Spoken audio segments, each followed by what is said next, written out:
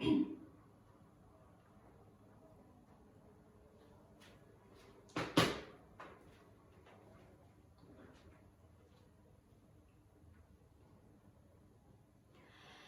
everyone, welcome to EduBridge Online. I am Tanmoy Talukdar and I am a master trainer of EduBridge. So today we are going to cover up a banking topic and something which you know, something which you almost carry it in your hand, a bit confused. I'm talking about the Reserve Bank of India. The major confusion is how do we carry it in our pocket? If you take out your money, you can see Reserve Bank of India written. So basically today's topic we will be covering up the Reserve Bank of India and its major 4 functions. So let's begin with the topic. So the Reserve Bank of India is a regulatory body and it is the central bank of the country. We have only one central bank and that is the Reserve Bank of India. The Reserve Bank of India was established in 1935, that is 1st of April, under the Reserve Bank of India Act 1934. The head office of RBI, that is Reserve Bank of India, is located in Mumbai and we have around 22 branches in the entire country. For all of you to know, that Reserve Bank of India at the beginning was privately owned. Yes, you heard it correct. It was privately owned, but only after India's independence, that is after 1949, it was completely taken over by the government. The central body of the Reserve Bank of India is appointed by the central government of the country. So it is at the apex of all the financial institutions and it is our central bank. So let's move to the functions one by one. So first is monetary authority. The Reserve Bank of India is the sole monetary authority of the country. The various financial decisions which are taken by the central government has to be in accordance with the Reserve Bank of India. The central government cannot take any decisions without the advice of the Reserve Bank of the country. For all of you, how many of you do you remember demonetization? Do you remember demonetization? What had happened? Within a night or you can see within a fortnight, suddenly 500 and 1000 rupee notes were completely banned, right? A very major financial decision taken by the government. Do you think that was possible without the consent of RBI? No. The RBI had given the consent that yes, this has to be done to curtail the black money which is flowing into the economy. This major decision was taken. So without the agreement of RBI, the central government cannot impose any financial schemes, any decisions on the people of the country. So the Reserve Bank of India is the sole monetary authority of the country. Now let's move on to the next. The next function is issuer of currency. Now what is issuer of currency? If you can see here, this is a simple 2000 rupee note. So in this 2000 rupee note, if you can see in the corner, there it is written Reserve Bank of India. What does that mean?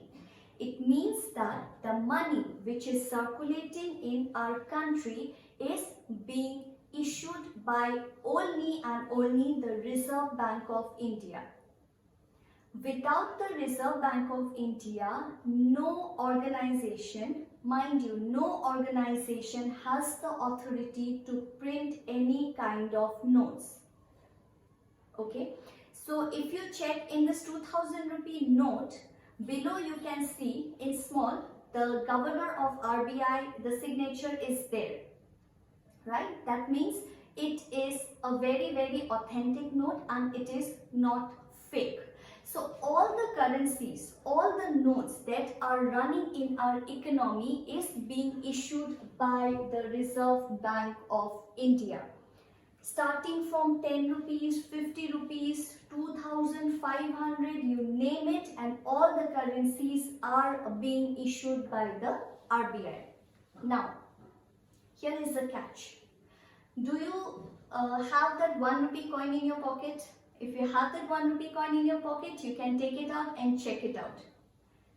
There it has been written RBI, but this coin is not issued by the RBI. Coins, specifically the 1 rupee coin, is minted by the central government of the country. Now the major question is why? Why is the 1 rupee coin issued by the central government of the country? The answer to this is that it has been mentioned in an act that the coin has to be minted by the central government of the country, specifically the finance ministry, and no doubt it is again circulated by the Reserve Bank only. So the next function is banker to banks. A very strong, a very simple, a very nice statement, right? Banker to banks. Now why is Reserve Bank called as a banker to bank? Because just like for us, we have commercial banks. What do we do in commercial banks? We open up deposits, we save our money, we take loans whenever we have problems. Similarly, in the same way, the commercial banks have their own banks, and this bank is the Reserve Bank of India. The commercial banks, whenever they are in need, they can actually approach the RBI for a loan. So they act as a bank to the commercial banks, and RBI is functioning as a banker to a bank. Just like the way we are maintaining a minimum balance, right? We maintain a minimum balance for our savings account. So in the similar fashion, the commercial banks also have to maintain a minimum balance, which is known as the CRR, the cash reserve ratio, with the RBI. And this is the balance they have to maintain, that is the total of the deposits they are having in the bank. So currently the CRR, the cash reserve ratio, ranges from 3 to 4%.